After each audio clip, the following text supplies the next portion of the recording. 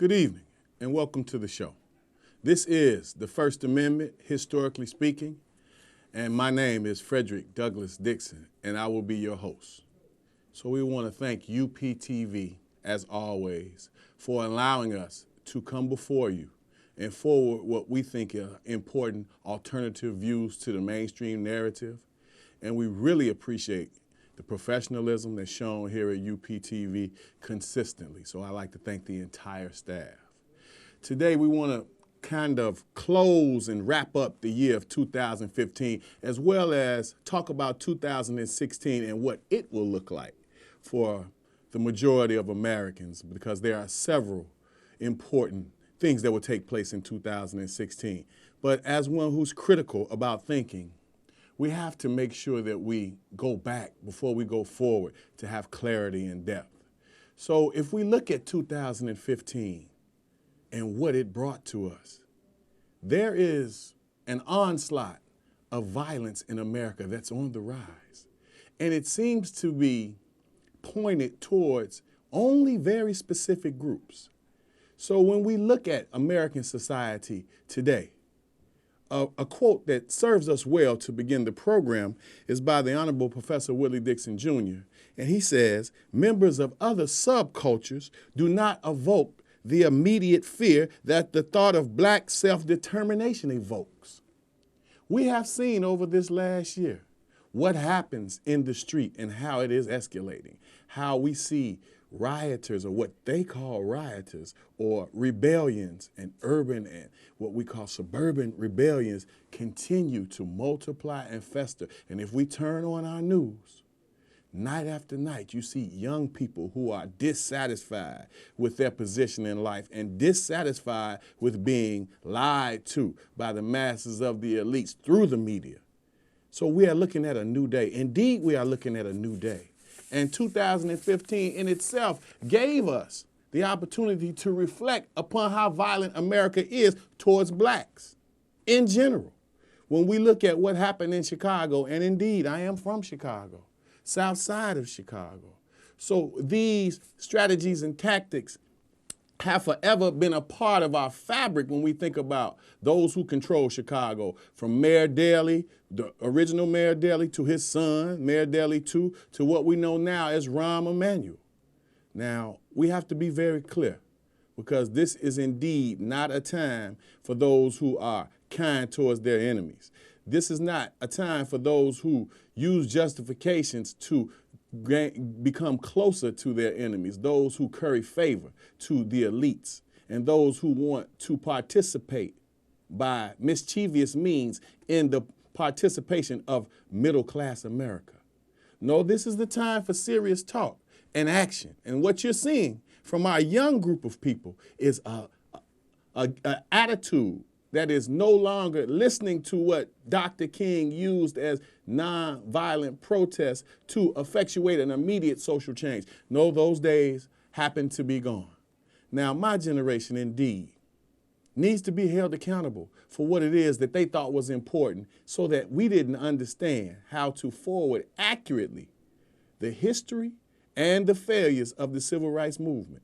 More specifically, my generation is the second generation that benefited from those laws, those strategies, and those things that literally lessened the movement and extinguished the fire that you now see brewing in young America. A wise man said, the most honorable Elijah Muhammad, he said, a younger man for war, an older man for counsel. Now let's make sure that we understand that, an older man for counsel and a younger man for war.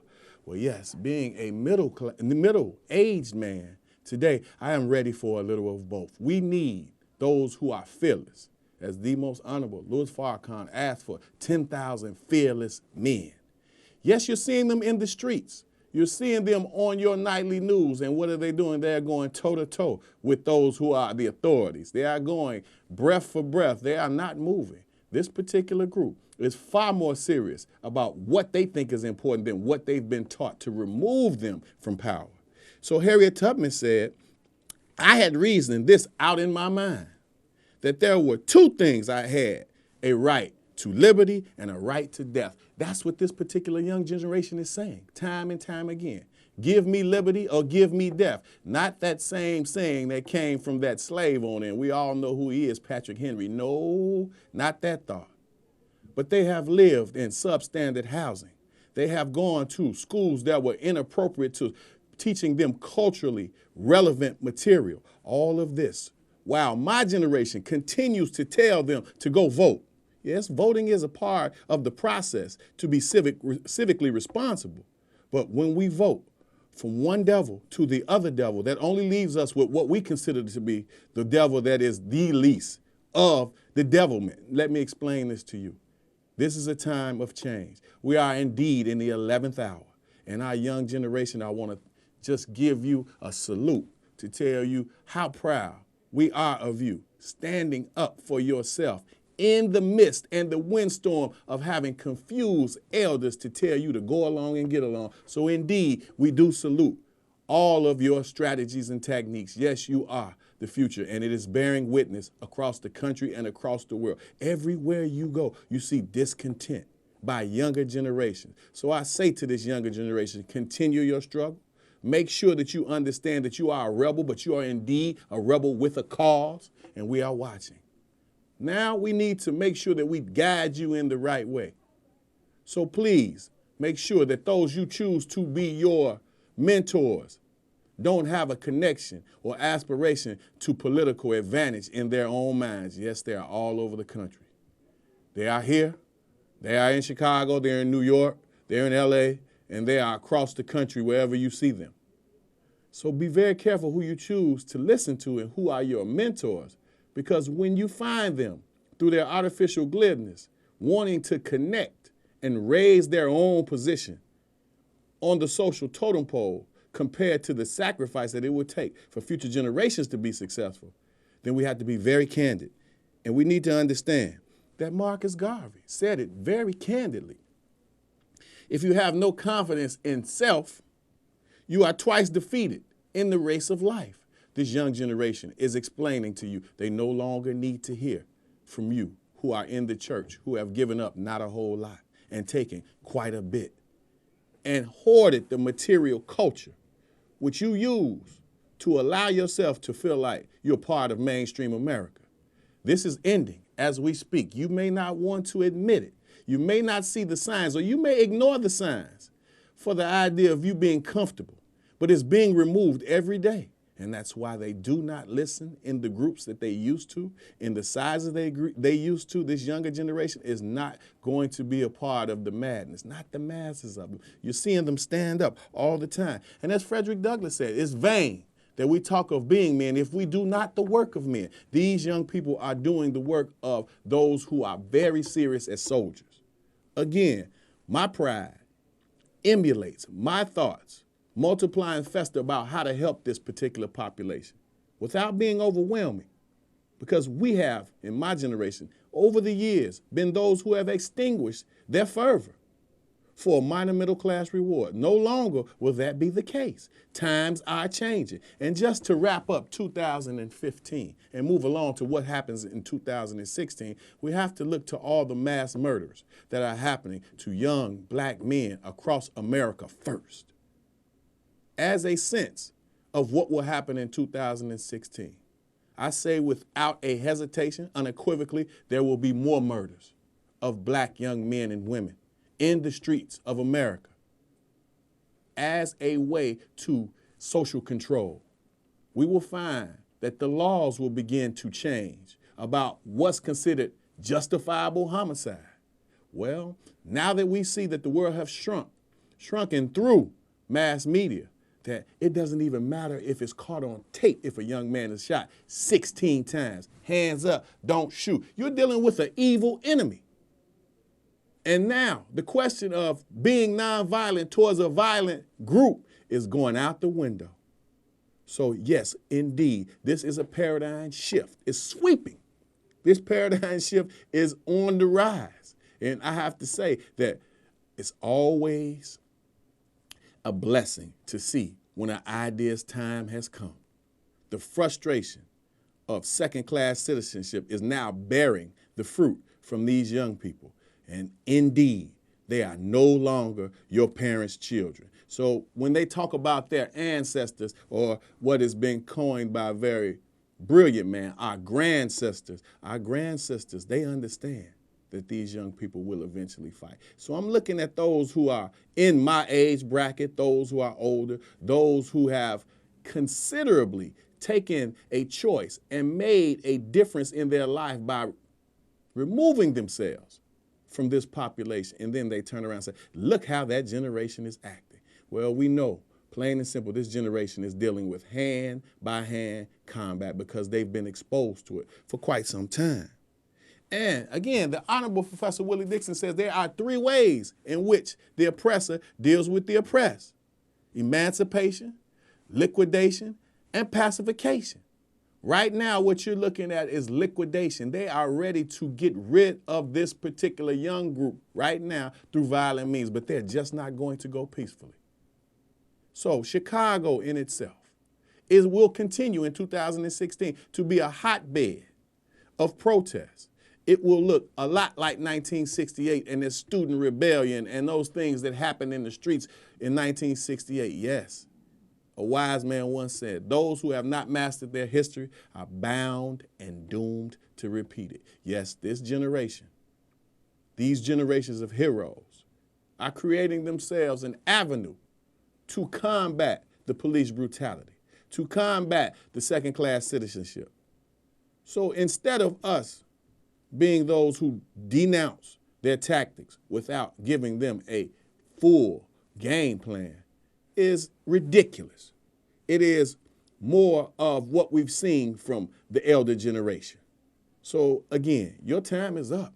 Your bootlicking, cottonmouth ways will no longer suffice for this group. They are telling you every day, and they're proving it. It's more than just language. It's more than just communication. This is action. So I heard a young lady in Chicago, during the midst of Rahm Emanuel's problems with the young population, or the black population, period, I heard her say, let's hit them in the pocket where it hurts. And did you see what those young folks did on the day, what they call Black Friday? Shut down the corner of Chicago and Michigan, which is the highlight of the Magnificent Mile, which is the most expensive area that one can shop in the city of Chicago. Hit him in the pockets. So now you begin to talk about Rahm Emanuel and what he's really about. Rahm Emanuel in himself, I have to make a serious thought towards Rahm Emanuel when I say yes in 2016. Even if he gets over this particular issue, he will implode. He is indeed a paranoid individual. He is forever going to be linked to exactly what happened with Laquan McDonald. He will forever be linked to some of these tactics that he's tried over the last couple of weeks to provide as justification. If I'm not mistaken, he got up in front of the city council and began to cry. Rahm Emanuel in himself is vested in profit. His family is invested in profit. And that profit in itself, if you really want to check out Rahm Emanuel's words, Google Rahm Emanuel and his message at AIPAC.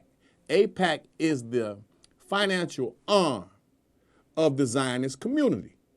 You can listen to his words yourself, and no matter what you think about what's going to happen in the near future, there are going to be changes. I don't have to blast this group. I don't have to look to this group and say things that are untrue. That is well underneath the dignity of a serious person who's looking for serious change. No, all you have to do is listen to the words themselves, and you can draw your own conclusions. No more needs to be said. But Chicago, again, will be at the forefront of this particular fight. Mary Church Terrell, one of our strongest young ladies, she says, keep on moving, keep on insisting, and keep on fighting injustice. These are words that are not falling on deaf ears. We are watching our group advance, multiply, and take on the responsibilities that we, number one, did not teach them, which means there's a connection to Almighty God that's wrapped in this. Their connection is far more serious than we can even imagine. Coretta Scott King, the wife of Dr. Martin Luther King, said it very succinctly. Struggle is never-ending process. Freedom is never really won. You earn it and win it in every generation. And look at our generation now. Our generation is standing up, and for the most part, alone in their actions. So in 2016, what will we face? We will face the exact same thing, and it looks like a mirror of 2015. We will see protests. It will become even more bloody. Yes, we are well on our way to a race war. And look on the streets.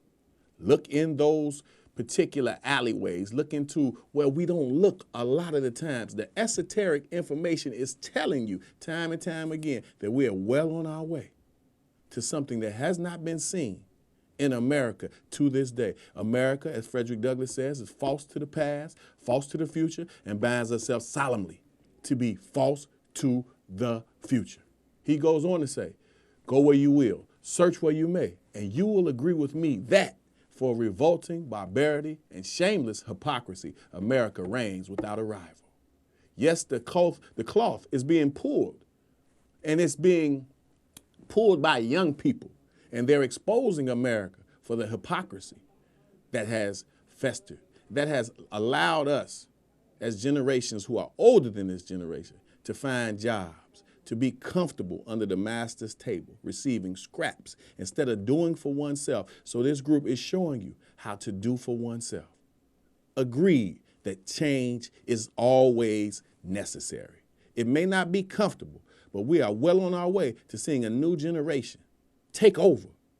And if you're not willing to help this generation, then as a wise man said, it takes 1,000 conspirators for one crucifixion. So what role do you play if you're not helping? Those who are neutral profess their anonymity. Those who are neutral do absolutely nothing. They fall on the side of the enemy. For whatever reason, their positions, their wanting of material culture to be able to afford a house and the new car, along with sending your children to private schools and private colleges on the back of the masses of blacks. This will all change. And I'm saying this to you, not as one who is clairvoyant, but one who is understanding as I look back to the history. When Almighty God finds that this particular world is in a war, he sends a warner. When we are in a particular thought pattern, he sends one who has exclusive knowledge. No, I don't have the exclusive knowledge, but I'm critical enough to be able to look to my past and pay attention to what will be part of the future. What do we say for America in the near future? America is well on her way to her ultimate destiny. From the very beginning, America was fractured on which it stands. So now we're looking at this fracture become deeper. We're looking at people becoming far and far more angry at those who they elect, at those who teach them, at those who profess to them through Almighty God, the wisdom and the knowledge and the understanding. There's absolutely no way that America will stay the same. Now, we have a group of people who have become Islamophobia.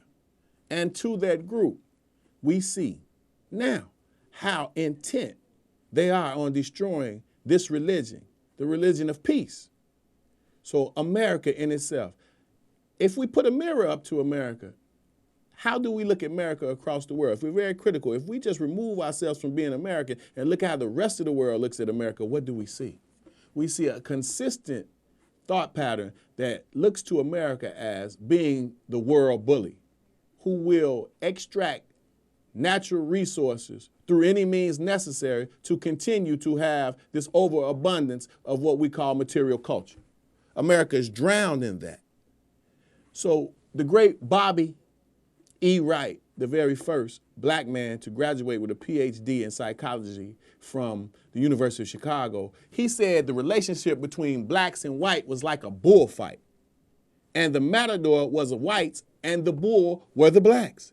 And he says after several lunges towards the cape by the bull finally reasons that the only thing that's bleeding is the bull's bloody sides. Our young people are waking up to who is doing the brutality, who is being brutalized, they are being brutalized, and we are being brutalized, and they are waking up to those who are the perpetrators of this particular crime.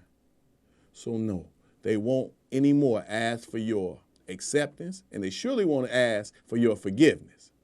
This group is continuing to raise a group that will look to what they're doing now forever being documented by video history, Facebook, Twitter, will always have these thoughts. And what I say to some of you young people is that you have to continue to fight with the fervor that's within you.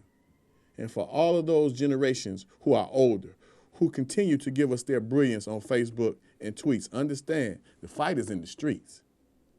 The fight is for everyday black men and women to be safe. When we talk about those things that are mandated, food, clothing, shelter, and safety. Our safety has been from the very onslaught here in America questionable. Let us continue to understand that this is a day of change. And you're going to learn today in a very serious manner how this young group is really thinking. You can tell how they're thinking by their actions. I say to you, America, this is a teachable moment, or some say an educable moment, for you to atone for your past, to make sure that you understand that America in itself will not last another 100 years at this rate. There's absolutely no way that it can. So you have to be straight up with the once and the former slave. You owe reparations, yes you do. And you have to understand that eventually you will either pay willingly or unwillingly, but you will pay. And for those crimes against God and man, they must be denounced. So indeed, America, your retribution, let me be very clear, your dreaded retribution is forthcoming. None of us can get around what we do, and what we reap is what we sow. And karma has everybody's first and last name. And America is indeed in a quagmire all over the world, has put themselves in a situation where we are looking to the bully of the entire world. But the prowess of America is no longer as strong as it was with their military might. So you begin to see people who are called and labeled rebels can infiltrate America. So it shows and it proves to us just how fallible America has become. Now we have to be very clear because we're dealing with life and death. I say, the more and more we support this young generation, the more and more we teach them without having them to sit at our feet, but teach them in a respectable manner what it is that they will face, then we miss out on the opportunity to change some of the things that we did consciously incorrect. Yes, we do have a means to correct some of these things and atone, and that starts first. We have to atone to this generation and tell them exactly what we did not give them for our own prowess. I say to you, this particular thought in 2016 will rise again. I don't think we have another 30 days as a prediction before we will see another black man gunned down, innocent, unarmed black man gunned down in one of America's streets. I don't think it'll take 30 days. But again, there's someone higher than white America's superiority that's in control of this particular planet as we know it. And we understand that what you do will come back to you. So how does America get around it? There's absolutely no way that America has that much strength. So man plans and God plans, but God is indeed the best planner. I understand how these words sound to some of you. It's making someone a little uncomfortable. That chair gets a little hot. But it's time out for being comfortable and friendly with our open enemies. Those days have been gone for years. And now, as we look to the future, our future generations are just not going to have it. They won't be a part of it.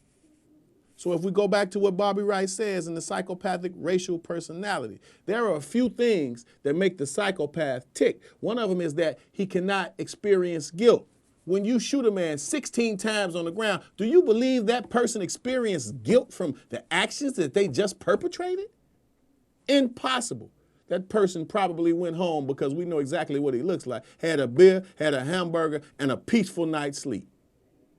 And if that video had not come out, imagine what he would have gotten away with. So he had to be sacrificed by his own people just to keep Chicago under wraps. But there will be no under wraps. This is about to explode as clearly as a bomb explodes when it's gone off by mistake. But this will be no mistake. This is driven by a higher force. We have a cosmic companion, as Dr. King said. We indeed have a cosmic companion. And I say very clearly that white America, your arms are far too short to box with God and his original people. Or more specifically, as the most honorable Elijah Muhammad taught us, the aboriginal people, the very first of the first. It has to be a consequence for your actions. America is indeed moving forward to the ultimate goal, their ultimate goal. How long will they be able to withstand their own hypocrisy?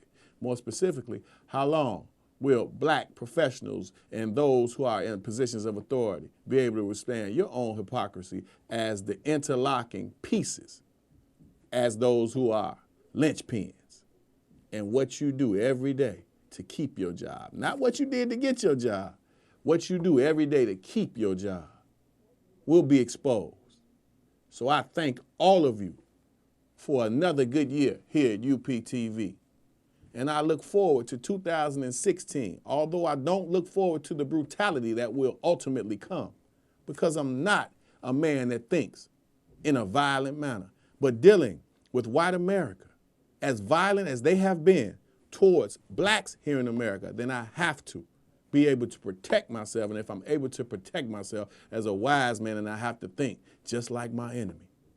Yes, I think that we have open enemies without question. The time is changing right before our eyes. Please keep your eyes open, or you will indeed sleep through a revolution. I say kudos and thumbs up, and I salute the younger generation as soldiers. What you're doing is so impressive, and we back you 100%, mind, body, and soul. Ladies and gentlemen, this information may in no means change your mind, but because truth and you are so very important to me, I just thought you ought to know. I remain with esteem and respect, Brother Frederick Douglass Dixon. Run tell that.